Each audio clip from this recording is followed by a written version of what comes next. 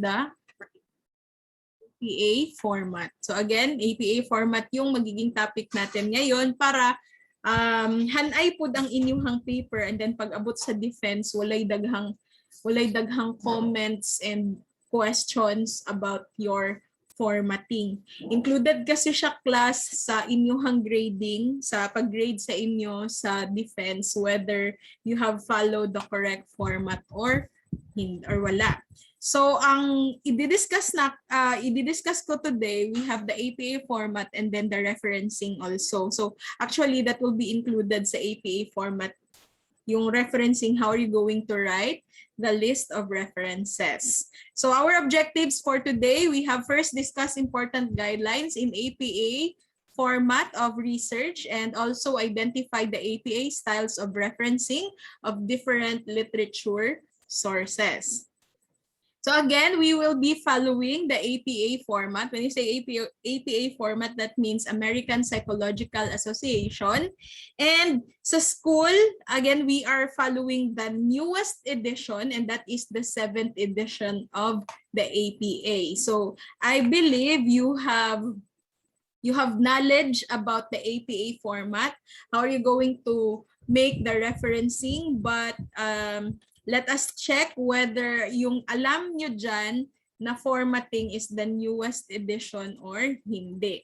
So actually, the American Psychological Association is a scientific and professional organization sa psychology in the US. And aside sa, syempre, they advocate sa mga psychology na field, mga mental health na mga works. They also advocate in promoting and defending research. Thus, we have now the APA format na sinusunod.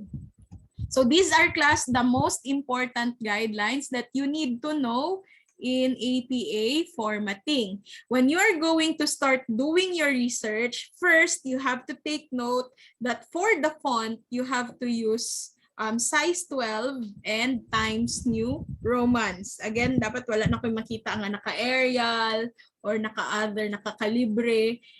Sa APA format sa research, we will be using Times New Roman size 12. And then you have to set the margin 1 inch. Let me clarify this one. Where is my pen? Mag-type na lang po. 1 inch yan siya, class, for the top, the bottom, and the right side. But for the left side, that is 1.5 inches. This is for the left side. Bakit natin siya gina 1.5 inch? Kasi syempre, magha-hardbound kayo and makakain yan siya yung part sa left side during the hardbound. So we need more space for that. And then please apply double line spacing. So do not forget, if you are going to make your introduction hangtod sa last part sa inyong paper, except for the references na part, you have to use double space. And then you have to insert a running head to every page, except for the title page. When you say running page, this is actually a shorthand title na nilalagay sa taas ng every page. I will give you an example later on how are we going to place the running head. And then indent every new paragraph. Ang size niyan is 1/2 inch. So do not forget, kung mag-check na ako ng paper ninyo, wala dapat ako makita na new paragraph pero hindi naka-indent. And please take note, use short band paper, especially if you are going to print na your output and for hardbound na. Short band paper ang gagamitin. So again, ito yung mga important guidelines na ipa-follow natin sa paggawa nyo ng inyong paper. Do you have questions about this? Ano ba yung nagsugod dirig introduction? Na-move ko na yung deadline sa Schoology. Kung nag-chat manggod mo, wala pa ko time mag-ilis sa deadline, pero nag-ingon ako sa uban na yes, i-move na ang deadline since bago pa lang kayo nabigyan ng topic. But again, Next week na ang deadline nun. Now, ito yung magiging mukha ng inyong paper class. You have the page number here at the upper right side corner. And then you will have the short title, the running head. Pero sa school kasi, ang running head natin nandito sa tabi ni page number. Hindi siya dyan. Again, ang running head will be here. This one is a shortened title of your paper. Lalagay natin siya sa tabi ni page number. And then take note, you have the 1 inch here na what do you call this? Margin, pero 1 1/2. Let me just correct this. 1.5 here sa left side and then the rest 1 inch na. And then you will have the title. In this case, this is kasi research methodology. But since ang inyong himuon so far is the introduction, so just write here, introduction. Hindi yan nagakapital tanan ha, hindi siya all caps. Introduction lang yun siya. And then, syempre, all paragraph should be indented. 1/2 of that. 1/2 inch from the margin. So again, ito yung magiging format ng inyong papel. And naka-justify yan siya ha. Naka-justify. And double spacing. Again, double spacing between each line. Now let's talk about the running head. Again, the running head will become the header of every page in your research. It will be placed just beside the page number. Therefore, if your title is very long, longer than 50 characters or 50 letters, you have to make a shortened version of that. Again, you have to make a shortened version of that. So sa APA running head, hindi mo na ito ilalagay sa title page, pero sa next na mga pages hangtod sa last page sa inyong papel, ibutang na nimo ang running head. Pero ibalhin na to na siya diri. Diri na siya sa tapad sa page number. So, I don't think na ako example diri. Yeah, wala ko example. So ano yung gagawin? Let me show you an example of a shortened title. Wait lang, let me open that one para na may idea how to do the running head.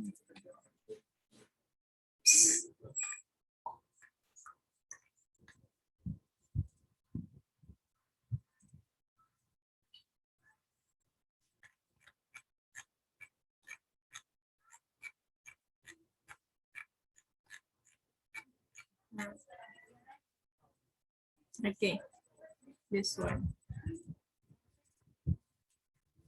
Okay, I hope you can see. It's a screen. We have here ang title talaga nila, Blood Sugar Lowering Activity of Formulated Tea from Nephelium lapacum, Rambutan Leaves in Alloxan-Induced Diabetic Swiss Albino Mice. Kung titingnan, medyo mahaba yung title nila. And anong ginawa nila? This one is now their shortened title, and that is what you call the running head, placed beside the page number. So we have here blood sugar lowering activity, Nephelium lapacum, Rambutan. That's how they shortened their title. Na kung basahon niyo ang ilahang running head, you will still know what their research is all about. Pero i-shorten na, i-shortcut na siya para maigo siya dinha sa running head na to or sa header na to. So again, mao na siya ang ginatawag og running head. So i-finalize ninyo ang inyong title and make a shortened version of that.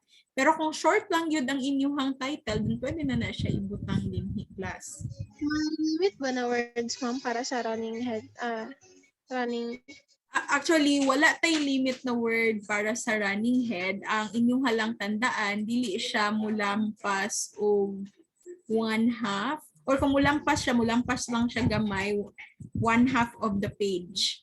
So, ana lang ang ato ang limit. Wala siya limit when it comes sa word, pero di siya dapat mulampas sa 1/2 of this one, of the page. Kumulang pa siya, pwede rin siya acceptable lang gamay na lampas sa 1/2. So that's how you will make your shortened title. Okay? Now, how about the headings? The headings is different from the running head. The running head is this one. Kaning ginabutang sa tapad ni page number. Ang headings class is, ito yung mga title ng bawat sections of our paper. Meron tayong tinatawag na major headings or we call it the heading 1 and ginagamit natin yan sa title ng every chapter such as introduction, or methods, or research methodology, or the results section. Yun yung major heading natin. Diba? We are using the IMRAD format. And for the IMRAD format, we only have 4 sections. The first one is the introduction. The second one is RAD means, IM, DIM is the methodology or we call it research methodology. The fourth section will be for the results. And lastly, the discussion. So ito silang 4 class. Ito yung tinatawag natin na major headings or heading 1.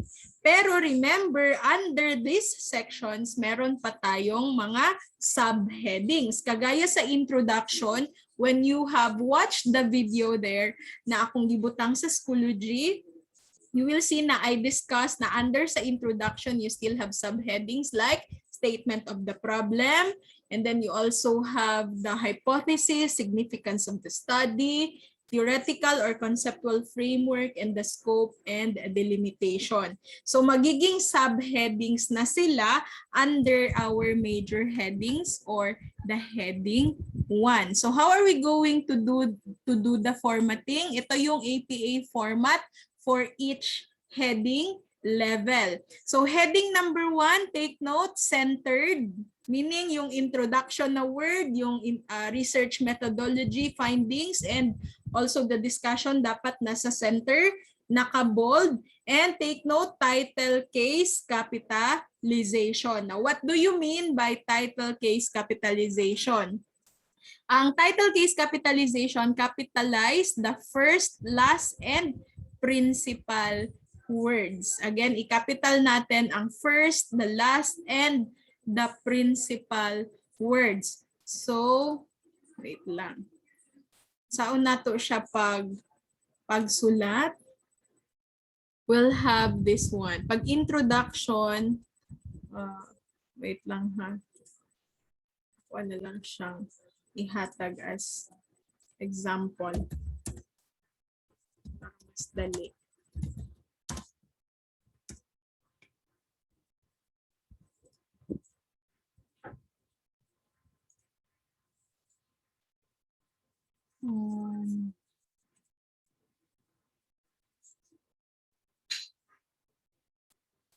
Okay, this is how you do it.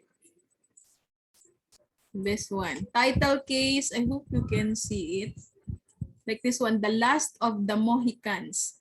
Yung mga mga letters ng every major words, yun lang ang ika-capitalize natin. Class, syempre the first word is always capital.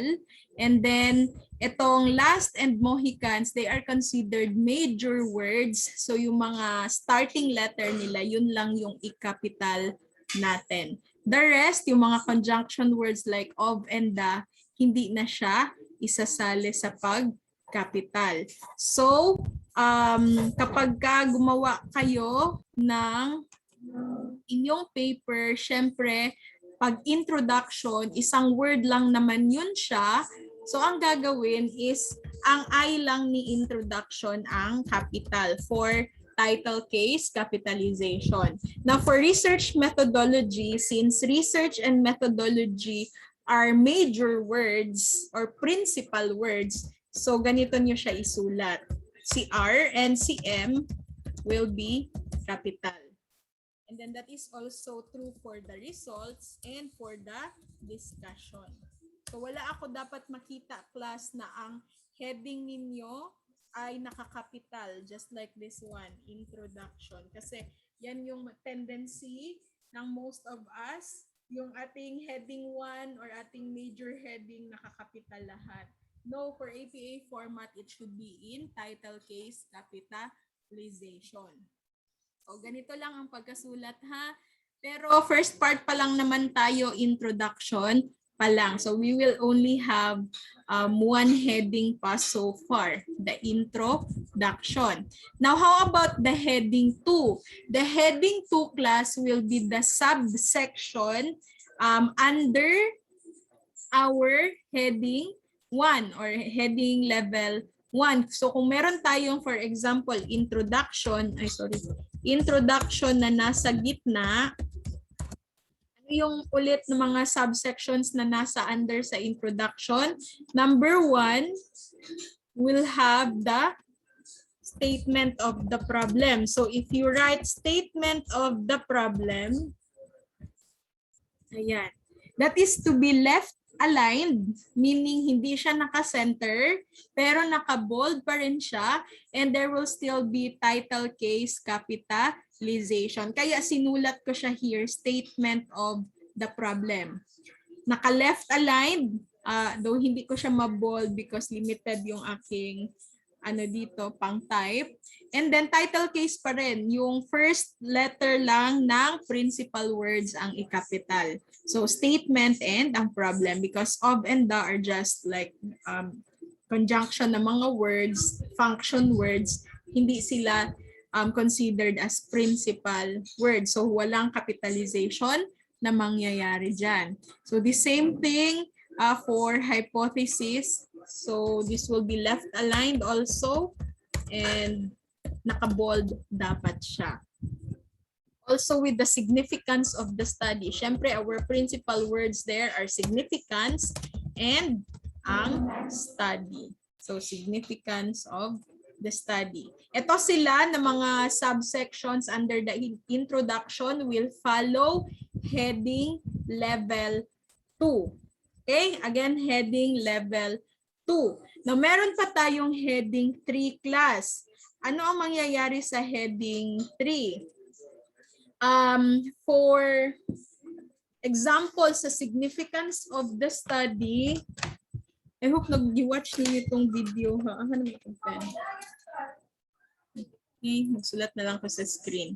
Example sa significance of the study. So, significance of the study, this will be under the introduction.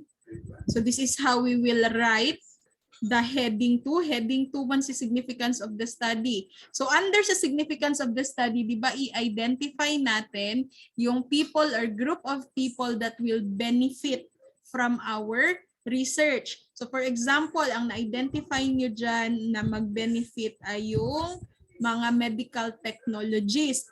So itong medical technologist, ma-under siya sa heading 3 class. So anong gagawin sa heading 3? Indented siya. So ilalagay natin medical technologist here. Ayan, naka-indent. And then naka-bold. And then sentence case capitalization. Sorry, this is sentence case. So pag sentence case, we have capital only the first word and any pronouns. So the first word, ang first letter niyan ang i-capital lang. And then lalagyan mo siya ng period. And then after that, the body text begins immediately after the period. So isusulat mo na siya after medical technologist kung ano ba yung benefit na makukuha nila. So para makita nyo talaga kung anong ginagawa for heading level 3, I hope I can find an example here. May abot naman dito.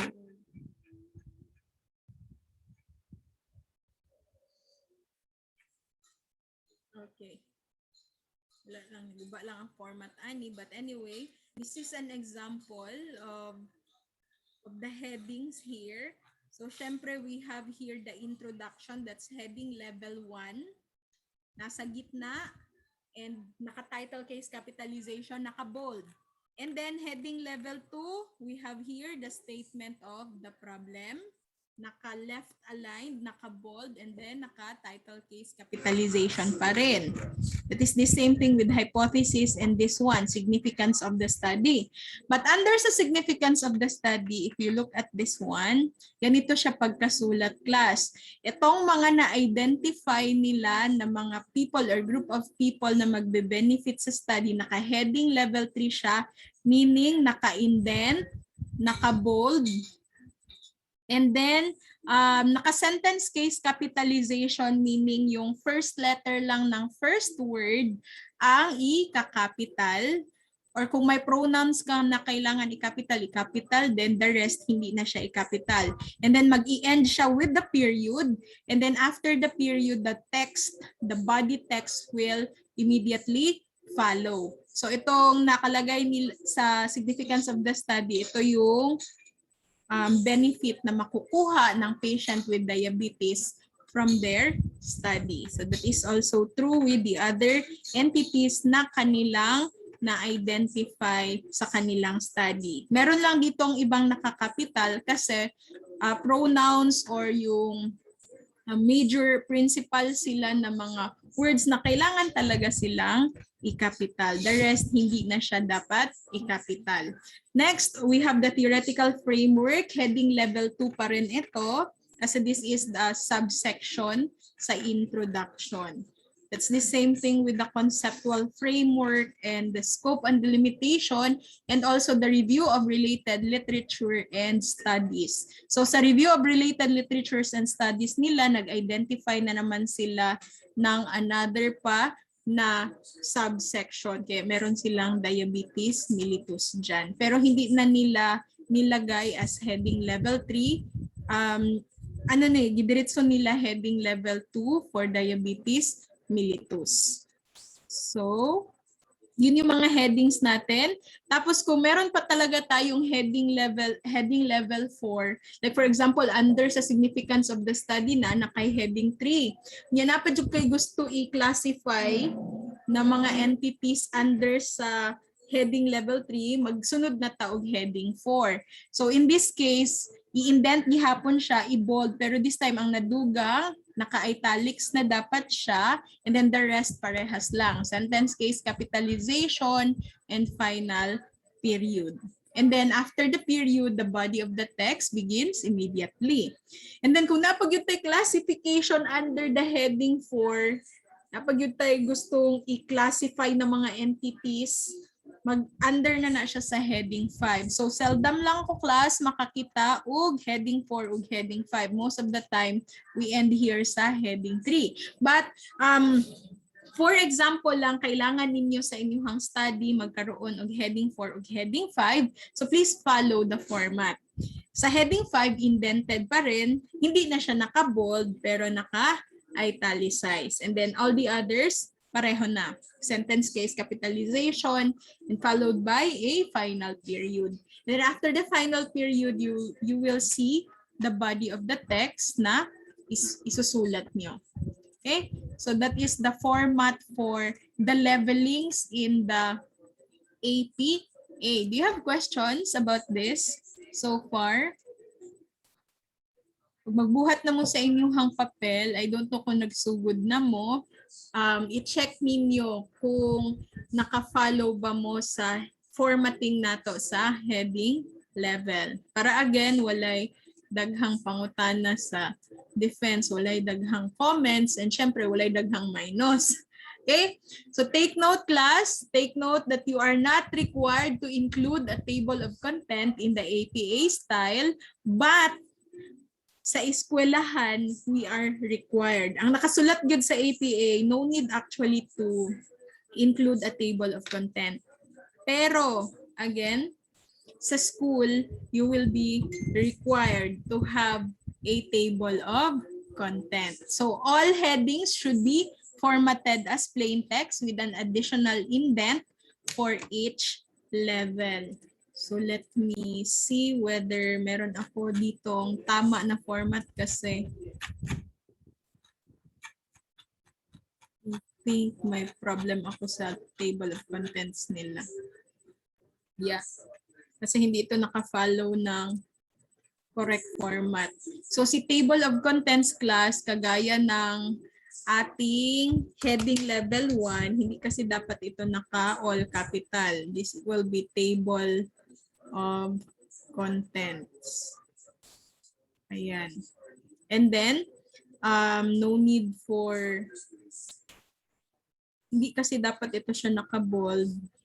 The page is written as like this lang, hindi naka-bold.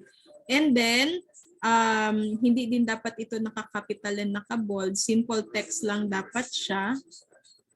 Pero tama yung kanilang, wala din pag akong i-move.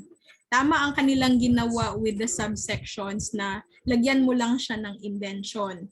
So lagay ka lang dyan ng indention para sa subsection. And then hindi dapat din ito naka-bold. Simple 1 lang siya dapat dyan. Okay? Ito mga preliminaries, before the introduction, you need syempre your title page. That is where you will write your title. And then the approval sheet, I'll give you a copy of the approval sheet sa school para ma-follow nyo lang. And then you will also have the acknowledgement. So syempre this is where you thank people who have contributed sa research ninyo. And then, so far sa proposal defense, syempre wala pang abstract. Kasi the abstract is a summary of your paper. And since you are not yet done, you are still starting. Sa proposal defense, wala pang abstract. Pero sa final defense, hahanapin talaga yan si abstract. And then table of contents also. And then afterwards, the introduction na siya, diretso.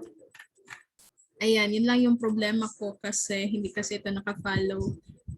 So take note, the review of related literature will be under here. Review of related literature and studies. Literature and studies. And since di isa-isa nila yung kanilang review of related literature, dapat naka-indent pa yan siya. So kung subsection kasi siya, naka-indent. Okay? So yun yung gagawin nyo sa inyong table of contents. Pag wala ba makita na local, pwede observation. What do you mean walang makita na local? Rani.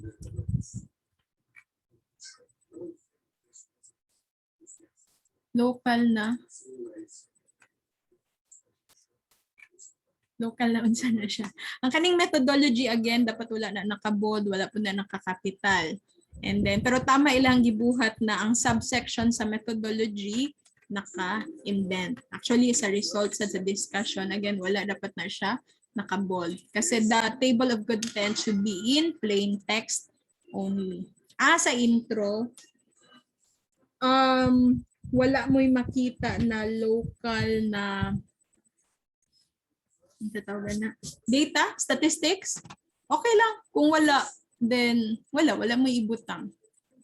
Ayaw na lang butang observation kasi remember, tanan ninyong ibutang din should have a reference.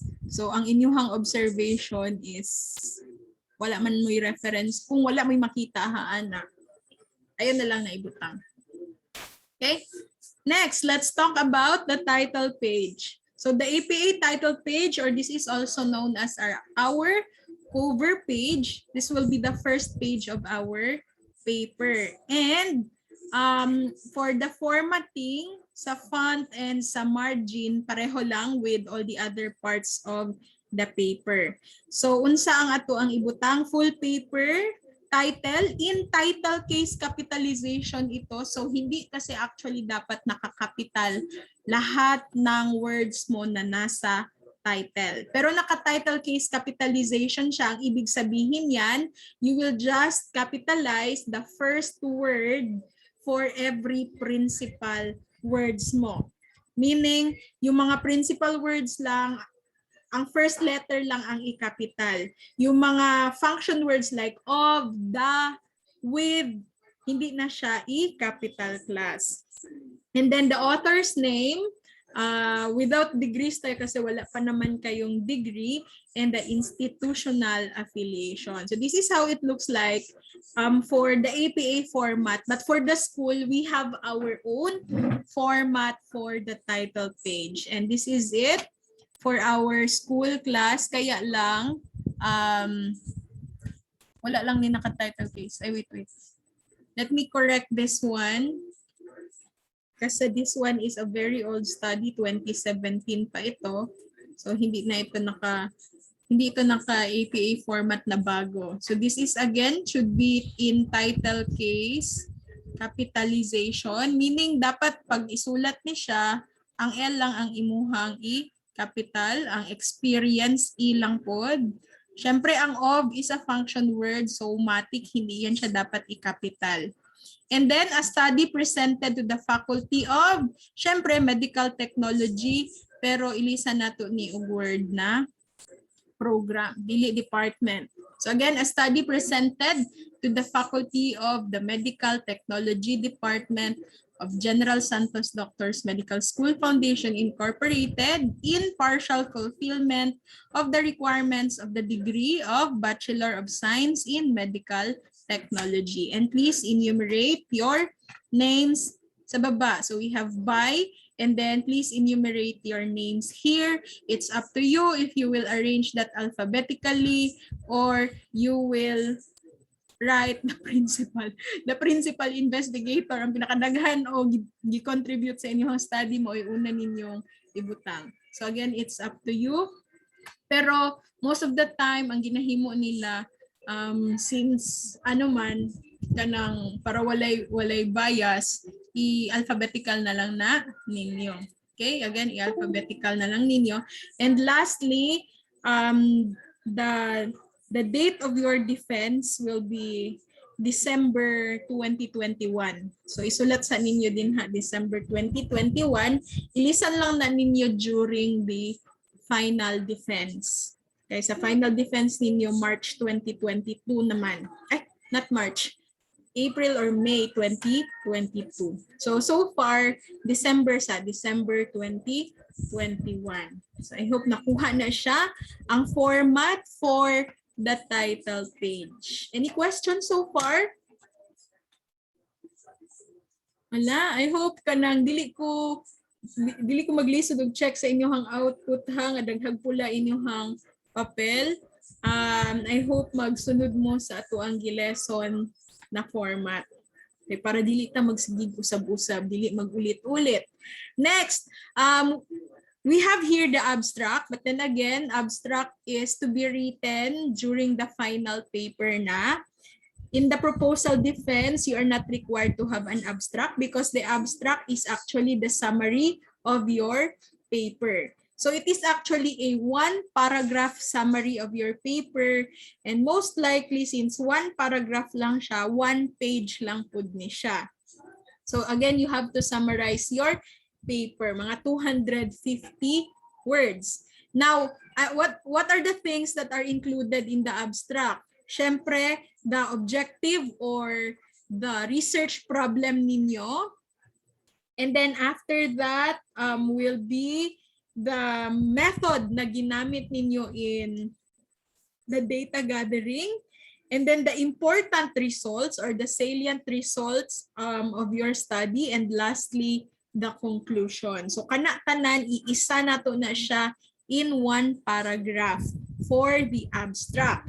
And the heading for the abstract is just the word abstract in title case capitalization. So in contrast to regular APA headings, actually no styling is applied for the abstract. The first line of the paragraph is not indented. Again, hindi siya kapareho ng all the other parts of your paper that you are really required to indent every paragraph. Sa abstract class, we only have one paragraph pero the first line is not indented. Sa tunga gihapon ang title nga abstract ha. So wala tay daghang arte pag-abot sa abstract.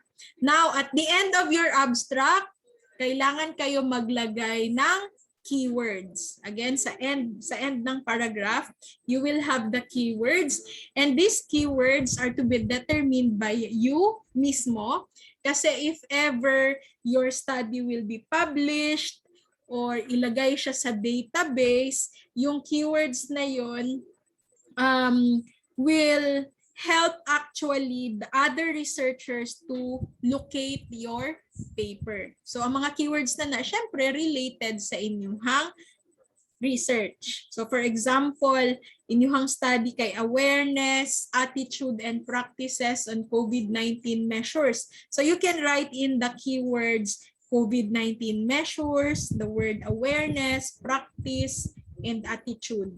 So mo na siya mga words related to your paper na mahimong easy lang makita imuhang paper pag ibutang sa database pareha sa ProQuest. So this is an example of an abstract.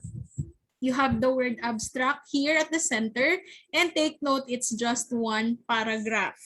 One paragraph, and since it does not follow the other format, the abstract is not justified, as you can see here. This is not justified, and the first line is not indented. Again, that is not indented, and mga 250 words lang niya siya. And then at the end, you will have the keywords. Please indent the word keywords and naka-italize siya. But the words na inyuhang i-enumerate din will not be indented. So again, this is how you will write the abstract pohon sa second sem. Okay? You can ask questions if you are confused about something, ha? Now let's talk about the reference page. Again, we have the reference page here, or the APA reference page, or the reference list. So ito na yung tinatawag natin dati as bibliography. Pero in this case, we don't have the title bibliography. Instead, we will use the word references only. So this is where you will list all the cited references na ginamit ninyo sa text ng inyong research. So kung nilagay niyo siya class doon sa body ng inyong papel, meron kayong parenthetical citation, the complete information will be placed in the reference page. Okay? And take note that the references are to be listed alphabetically. Nakapasunod siya alphabetically. Hindi na siya class naka-divide na ito mga references na ito galing sa books, ito galing sa internet. Hindi siya ganon. Ihalo-halo na natin sila lahat, pero we will write them in order alphabetically. Okay, so this will be how the reference page will be written. We have the title here, references, pero hindi na yan siya naka-bold class. You still have the other parts though, the running head and the page number, and then the indentions and the spacings are still there. So we have here alphabetical na listing of the references. Again, no need for the subsections kung unsang klaseng reference na siya. And then, the first line there, starting from the surname of the author, will not be indented. Instead, the second and the succeeding lines ang i-indent natin. So, ingana ang pagsulat karon sa atuang references. What do you mean hindi na i-justified? Alin ang hindi i-justified? Ito, ang references. Hindi na siya i-justified ang references. Ang abstract, hindi din i-justify. Pero the rest of the paper will be justified. Okay? Questions? Any clarification pa about this one? APA format pa lang taha. Naputol. Ang sa introduction class kay what you call that, hangtod scope and delimitation pa lang to. Remember na apay last part sa introduction, and that is the related literatures and studies. I will discuss that next meeting. But before ta mag-discuss, mag-quiz ako. Ang quiz about sa introduction ug about diri sa references na akong gi-discuss today. Okay? Questions? Yun lang yung mga guidelines natin for the formatting. After that, mag-discuss na taog APA referencing style, and we will be using the 7th edition. This is the newest edition. So ito, first one, the journal article references. This is how you are going to write the reference for those information coming from journal article. So ano yung magiging format niya? Syempre, you will start with the surname of the author or the authors, followed by their initials. Okay, followed by their initials separated by a comma. And then followed by, inside an open and closed parenthesis, the year of publication. Again, the year of publication. Now we have how many authors here? 4 authors. Pag masobra nag-4, please write et al. Just write the name of the principal researcher or investigator and write et al. Pag masobra na siya. Now, after that will be the title of the article. Again, the title of the article in sentence case capitalization. So we will just capitalize the first letter of the first word, except for this one, na since this is separated by a colon, this is another concept here. So we have a to be capitalized. And then that will be ended with a period. That is the title of the article, ha, and then this will be followed by the name of the journal. Again, this is the name of the journal here, and it has to be written in italics. So, example, Journal of Medical Technology. So, yan yung ilagay nyo dito in italics. And then, comma, and then itong 8 and 3, the 8 will be the volume number, and then 3 inside, then open and close parentheses will be for the issue number pag given sila. Pero pag wala class, actually pwede lang po na sila na dili i-include.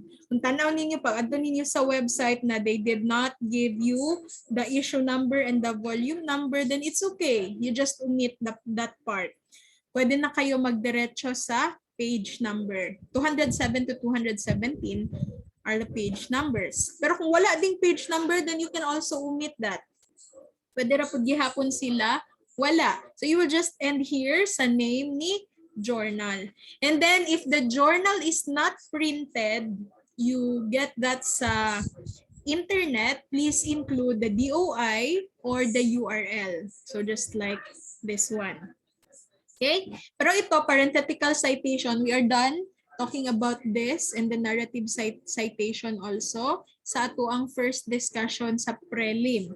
Kani ito ang gamiton nga citation dito sa body sa ato ang paper. Ito naman, itong part na ito yung isusulat natin sa references. Okay? So that is for the journal article. So again, if a journal article has a DOI number niya, kung saan siya makita sa website, for example, please include the DOI. And then if there is an issue number or volume number na nakalagay, please include them. Pero kung wala, syempre wala tayong magawa dyan. Just omit that part. And if the journal article does not have a DOI and galing siya sa academic research database kagaya ng ProQuest class, and the reference after the page range. So hanggang dito ka lang. Hanggang dito ka lang, class. Kung wala siyang DOI, kung galing siya sa ProQuest or galing siya sa mga academic na mga databases, yung mga nagsostore ng mga researches, pwede nang wala yung part na yan hanggang page range ka lang. Okay? And then, please do not include database information in the reference unless the journal article comes from a database that publishes works of limited circulation or original proprietary content such as up-to-date. So, for example, when you were looking for your references, you used the ProQuest. Diba? Remember, we have the ProQuest in our school na pwede ninyo siya gamiton during research. you don't need to actually include the information about ProQuest. Meaning ana, kung wala siya DOI, niya ingon ko pwede ninyo ibutang ang URL, pero kung sa ProQuest ninyo siya gikuha, taman lang yun mo class sa page range. Do not include information about the ProQuest anymore. Okay? So again, pag walay DOI pero na ay URL, you may use the URL kung gikan sa website inyuhang reference. Now this one is just an example of a journal article with an article number. So instead of the page number, again, instead of the page number, what is given in the website is the article number. So parehas lang ang iba, parehas lang yung iba na format and information na kailangan ninyo. Pero ang nakaiba lang dito, instead of the page number, article number ang ilagay. Include the word article and then the number after. Instead of the page number. Yun lang yung pinagkaiba sa kaninang example. Instead of the page number, the article number is given. But if you will write the article number, please include the word article. Everything else, the same lang. Now, ito yung sinasabi ko kanina, the journal articles with missing information. So, kung wala yung volume number, issue number, or page number, let's just omit them. Kagaya nito, missing ang volume number. Diba sa example kanina, meron siyang supposedly volume number before this open and close parenthesis. But if you cannot see the volume number, then just omit that. Diretso ka na sa issue number if the issue number is given. Now, if the issue number is missing, pero the volume number is given, so you just write the volume number. So nawala dyan yung nasa loob ng open and close parenthesis. Okay? Yan lang yung difference nila. Ito naman, missing page number or article number. So, syempre, you will just end here. The volume number and then the issue number. Huwag na natin pilitin kung wala talaga tayong makuha na either page number or article number. Just omit the missing information. Pwede pa rin naman yon. Okay, questions? Wala. Now, how about journal articles that are being retracted? So, for example, na-publish na siya year 2018, tapos sa year 2020, gi-retract siya. Gi-withdraw kasi there is like, for example, something wrong with the journal article. So, pero gagamitin niyo siya as reference, though seldom lang natin itong makikita. This is how you will write the reference niya. We still have here the name of the author, and then the title of the article, the name of the journal. You still have there the volume and the issue number and even the page number. And if the DOI is given, you still have the DOI. But you have to include the details about the retraction. So, pwedeng parts of the article may be retracted. So, ang isulat nyo lang, ang retraction published 2012. Remember, 2018 ito na-publish. Ang retraction is on the year 2012. And sino ang nag-retract? So we have here personality and social psychology bulletin, including the volume number of the journal na nagbutang dito nga kana siya i-retract na, the issue number, and also the page number.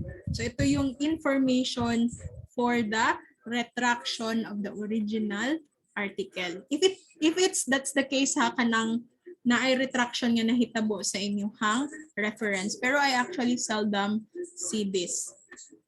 Okay? So again, that is for the journal article. So inuna ko yan siya kasi since we cannot go to the library, most of our references will be coming from the internet and most of them will be coming from journal articles published in the internet. Questions so far about this? Wala. Pero class ha, what you call this, sa reference list, alphabetical na, hindi na kailangang i-separate into journal articles or magazine article.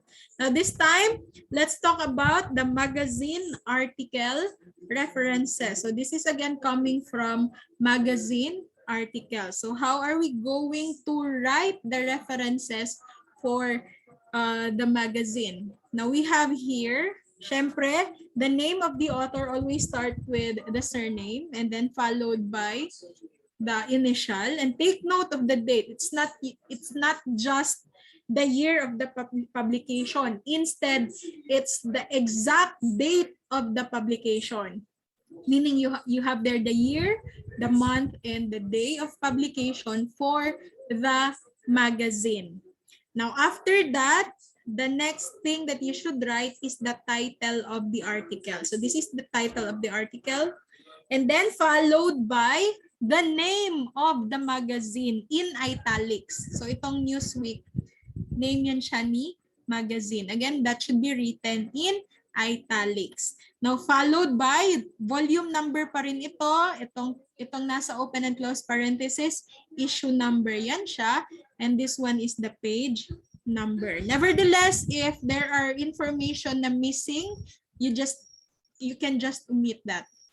Kung walay issue number or walay volume number, just omit those things. So that is also true for this one. This one is being printed ha, so you cannot see a URL here. No, paano if the magazine is merong website, so sa internet niyo siya kinuha? Then just provide either the DOI or the URL. So yun lang, idagdag nyo lang siya in the reference. So the rest ng mga information parehas lang, surname, initial, the date of the publication, exact date of publication, the title of the article, and in italics, the name of the magazine. Okay? So itong mga nasa baba, parenthetical and narrative citation lang yan siya. That is how we place the citation in text in the body of our research. So ito, parehas lang ito sa journal kanina na pag merong DOI, please include the DOI. If the DOI is not given, instead you have the URL, then just use the URL. Now, if the magazine is coming from a database like the ProQuest, no need to include information about ProQuest or any database na kinunan ninyo. Okay? Now, if the magazine articles does not have volume number, issue number, or page number, just omit them. So, mag-end lang kayo kung ano yung information na available. Okay? Now, how about newspaper article references? Example, you're talking about COVID and your information is coming from a newspaper. Then how are we going to write the reference? So we have here, syempre, the name of the author gihapon. Start with the surname followed by the initial. And since this is a newspaper, the exact date should be written. Dili pareha sa journal class na okay na ang year of publication. This time, the exact date, year, and the exact month and day of publication. And then followed by the title of the article. And then after the title of the article, in italics, this is the name of the newspaper. In italics ha, name of the newspaper. Example, Manila Bulletin, Daily Inquirer, unsa pa ng mga newspaper nato din ha. Now, kung ang newspaper na inyong gibasa is nasa internet, kasi diba we seldom use the printed ones nowadays, the news can be found sa online. So you may include class their URL or their website. Pwede ninyo siya i-include. Pero kung printed material yun ang inyong gigamit, printed newspaper, this is how you are going to do it. Parehas lang ang uban na mga information. Parehas lang po na in italics ang name ni newspaper, pero it should be followed by the page numbers. The page numbers ito. Okay? Kung wala page number, then end ka lang dyan sa sa name ni newspaper. Ano lang siya ang pagbuhat sa references kung gikan siya sa newspaper class. Okay? So again, please provide the name of the newspaper in italics. If siya galing siya sa website, please provide the URL. If siya printed version siya ni newspaper, example Daily Inquirer nga printed, and with the page number, please. After the name of the newspaper, separate lang with a comma. Pero no need to write the abbreviation P or PP ha. No need na. Diretso na page number. If the news is coming from a database, just like the ProQuest again, no need to write information about the ProQuest. Kapag gikan siya sa website, please include the website, the URL of the website.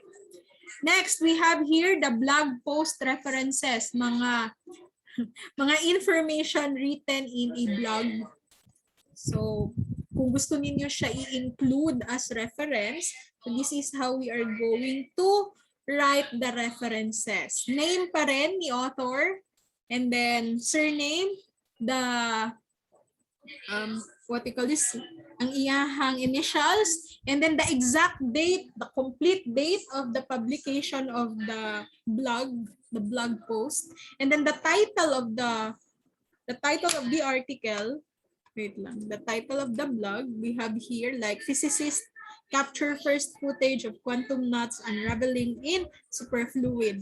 And then after the title of the article, that should be followed by the name of the blog. Di ba ang mga blog na to na sila yung mga names class? You have to write that one in italics also. And then, syempre, followed by the URL of the blog. Meaning, the blog post actually follow the same format with that of the journal article. So please do not forget to write the title of the blog in italics. Okay? Now, how about book references? So even if mag-work mo online, I hope you can still have books class na gamiton ninyo as references, especially yung may mga research na experimental. Your procedure will be coming from books class, printed na mga materials. Now, if it is a whole authored book, you will have there, syempre, the name of the author. This time, it's the year of the publication only. No need to really write the exact date of publication because we don't have that in the book. And then, followed by the title. Okay, again, title of the book in italics. Again, in italics ha, ang title of the book. Now, if naay specific edition ang book, ibutang ninyo siya after the title. So just like this one, second edition. And then period. And that is to be followed by the publisher. This one is actually the publisher. The name of the publisher, American Psychological Association. Now, di ba we have books na naa na karon sa online. So if naa siya online, gikuha ninyo siya online, please provide either the DOI or the URL. But if it is a kanang printed jud nga book, then just end with the publisher. Publisher lang ha, like example, Penguin Books. After the title in italics. Unlike sa old version of the APA format, I think ang older version is ibutang pa ang location sa pag-publish. Example, General Santos City, tapos Penguin Books. Ngayon, hindi na nilalagay yung location sa pag-publish. Diretso ka na name of the publisher. Okay? Please Do not forget that. So again, provide the author, the year of the publication, the title, and the publisher of the book. So include any edition information and lagay nyo siya sa parentheses, pero hindi na siya ina-italicize unlike the title of the book. Pag galing siya sa online, please provide either the DOI or the URL. And kagaya ng sinabi ko kanina, please do not include the publisher location. Ayon na ibutang gi-publish siya sa Davao City or sa Toronto, Canada, kung asa man siya gi-publish. Now, if the book is coming from a database, please do not include the database information anymore like the ProQuest. Now, if the book is being edited, na ay editor ang book, just provide the name of the editor and please indicate na editor or editors na sila. They are not really the original author. Pero kung ang imuhang gigamit is the edited version, so again, write the name of the editor and please write the abbreviation ed, meaning this one is the editor of the book. And then the rest is the same na year of publication, title of the book, and the publisher. If it's coming from the internet, please provide either the DOI or the URL. Yun lang yung kaibahan niya. Ed means editor or editors kung marami. The rest parehas na class, so I think I don't need to say that na paulit-ulit. And then we have here republished books with editor. Merong mga books na the same title, different year of publication, pero merong editor na involved dyan. So na ay na-publish sa una, for example, parasitology na book, na siya original na author, na-publish siya year 1920. Tapos karon gi-republish siya ulit year 2019, pero sa pag-republish sa iyang nga book na ay editors na nag-contribute. So what are you going to do with the references? State the name of the original author and then the year of the republication, the title of the book, I mean in italics, and then please include the name of the editor after the name of the book. And then, syempre, after that, we have the publisher, the name of the publisher. If it's coming from a website, then please include the URL. And please, at the end, write there inside an open and close parenthesis kung kanus originally na-publish ang book. So, mauni siya ang mga important information that you need in referencing a republished book with an editor. Okay? Kung kailangan ninyo. Now, how about dictionary entry references? Paano kung namoy gusto nga i-define a word and nag-include mo og definition coming from a dictionary. Now, most of us are using online dictionaries. So, if you are going to cite them, you need to use this one. Example, American Psychological Association. Ang dictionary manggod most likely walay author nga nakabutang, walay specific author. So ang name sa dictionary mauna na ato ang gamiton. Okay? Mauna na ato ang gamiton, class. Now this one is ND, meaning no date. Ito yung ginagamit natin, class, kapag wala tayong date of publication na makikita. Okay? Next, followed by the word that you are going to define. Example, just world hypothesis, or this one, semantics. Ano siya ang word nga gi-define nato. Followed by this one in APA Dictionary of Psychology, or yun pa rin yung name class ng dictionary na kinunan natin. Now, one important thing for the dictionary is we will be including the retrieval date. Meaning, kanus-ani mo na siya gi-search. Kung nag-search ka karon, si date ron, October 6, 2021. So retrieved January 18, 2020 from this website. If that is coming from an online dictionary. So include ang date of retrieval and the URL. Okay? So because entries in the APA Dictionary of Psychology and Merriam-Webster's Dictionary are updated over time and hindi sila naka-archive, so kailangan talaga natin si retrieval date. So the author and publisher are the same for the dictionaries in the example. So the name appears in the author element only to avoid repetition. So ang imuhang publisher, mahimo pud nimo name of the author. Okay? So again, i-include ninyo ang name na dinidefine nyo for your paper. And then, entry in a print dictionary. Paano kung sa printed dictionary talaga kinuha yung definition? So, the name of the dictionary will still be included here, or the name of the publisher, followed by the year of publication. Siyempre, merong year of publication yan siya pag printed dictionary. And then, again, please include the name, the word that you are going to define. And kung asa nga dictionary gikuha, syempre in APA Dictionary of Psychology, if merong edition, please include the edition and the exact page number. I-include din siya. You have to write that inside the open and close parenthesis. And unlike the other references, ilagay mo dito P, meaning page.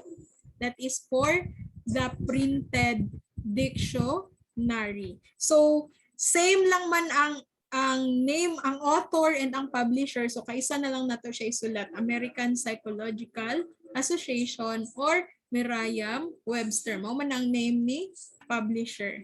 So, mo na lang po na siya ang name ni author. And then report by government agency references. Daghantaan ni karon labi na COVID ang inyuhang topic. So daghantaan ni class mga report ni DOH, ni FDA, ug kinsa pa ng mga naga-report, local government unit, example sa Gensan or sa Pulomolok, unsay himuon nato. Syempre the author is the institution or the agency itself. Most of the time, if we look at the WHO na website or the DOH or FDA na website, you cannot see the exact or the name of the author there. So the author will be the organization itself. So example, National Cancer Institute or World Health Organization. So yun na yung magiging author. And then, followed by the year of publication. Kung wala year of publication, ibutang ninyo ND ha, ND. And then, after that, followed by the title of the article. This one is the title of the article. And then followed by the full name of the organization.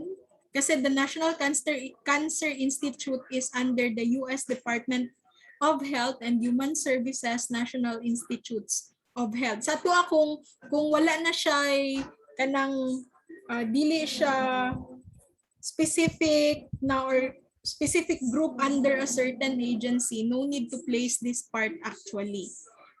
Okay, wala na siya. Kung DOH lang yun ang imuhang gikwaan class, okay na siya diri Department of Health. Wala naman tay laing nagagunit sa Department of Health, diba? So pwede na ni-omit na part.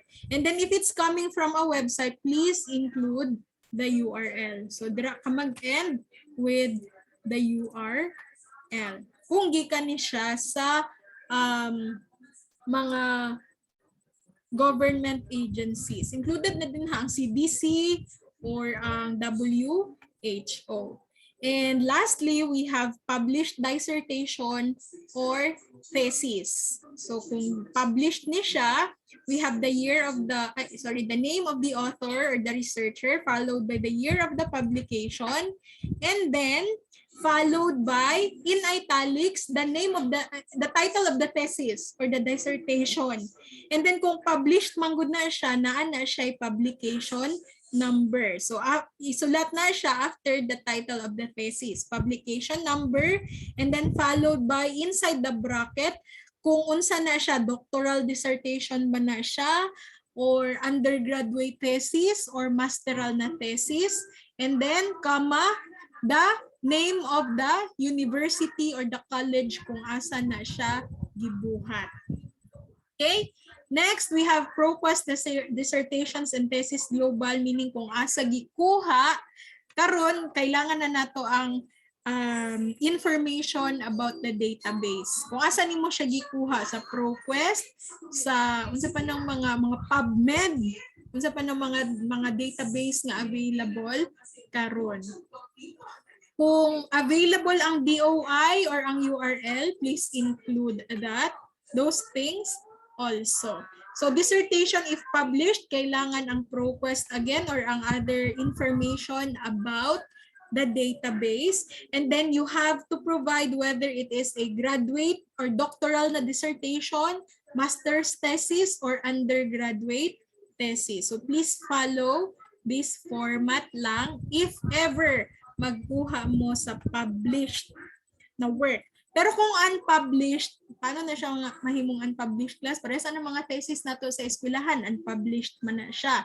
So wala gid mo makuha din nga publication number. Pag sinabing published kasi, published siya sa different journals. Okay? Published sa different journals. So kung mga unpublished lang, syempre, the name of the researcher or researchers, the year of publication, and then in italics, the title of the thesis, and then kailangan nimo siya ibutang inside the open and close bracket, ang word na unpublished, meaning wala gid siya na publish, wa kay nakita nga publication number, and then you have to specify also whether that is a doctoral dissertation, master's thesis, or undergraduate na thesis. And then period, after that will be the name of the institution. Kasi kani mga thesis na to, they are all connected to an institution. So kung gikan siya sa doctors, just write the whole name of the GSD MSFI. So that ends our discussion for the APA references and the format. I have already given you a copy of this slide class for your reference. Tanawa lang ninyo ang inyong course sa Schoology. Okay? So it's 9:24, tama lang siya. Any question so far? Kung naamoy pangutana, pwede ra mo mangutana. Kung wala, you can just chat me sa mga succeeding days if naamoy question about the introduction. The deadline for that will be next week, October 12. Pero 3 parts lang to siya. The introduction itself, the statement of the problem, and the hypothesis. Okay? So please work with your group. Next week, we will continue with our discussion. I'll be discussing the review of related literatures. But before that, we will have our quiz first. The quiz will be about the introduction and also the APA format or APA referencing. So